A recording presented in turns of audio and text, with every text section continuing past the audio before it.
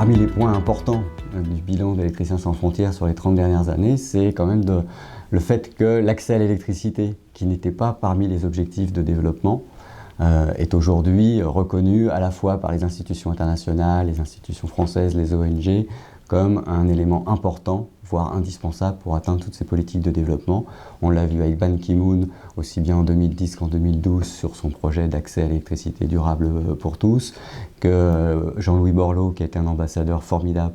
depuis 2 ans pour l'accès à l'électricité en Afrique, mais aussi à New York, lors de l'adoption des objectifs du développement durable, où l'accès à l'énergie a enfin été reconnu comme une composante indispensable à l'atteinte de l'ensemble des objectifs de développement. Le deuxième point positif de ces 30 années d'activité, c'est le fait qu'on ait inventé un modèle de mobilisation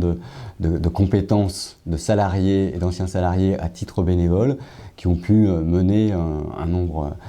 assez important de projets d'accès à l'électricité dans tout un tas de pays dans le monde, qui ont pu mobiliser des acteurs, que ce soit des entreprises, des collectivités locales, d'autres ONG, pour mettre en place des projets durables, fiables et peu polluants d'accès à l'électricité pour les plus défavorisés.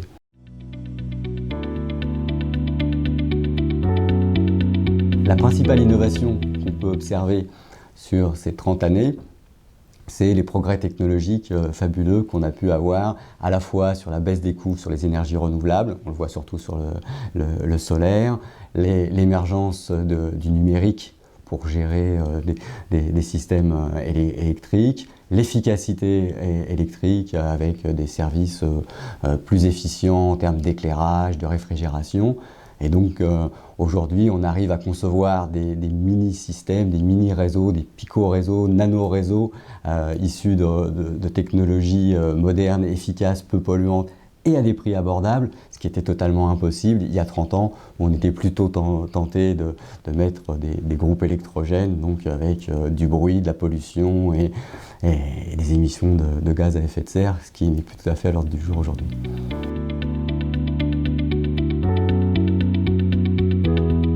Le WebDoc vise à expliquer, pour des gens qui ont du mal à l'imaginer, ce que c'est de vivre avec l'apparition de l'électricité. On a tellement l'habitude d'appuyer sur un interrupteur, de brancher son téléphone, qu'on ne se rend pas compte de la facilité de ce que représente la possibilité d'avoir de l'électricité à tout moment. Et donc ce WebDoc vise à expliquer dans un village africain ce que permet l'électricité dans un centre de santé, dans une école, pour faire des activités économiques, et donc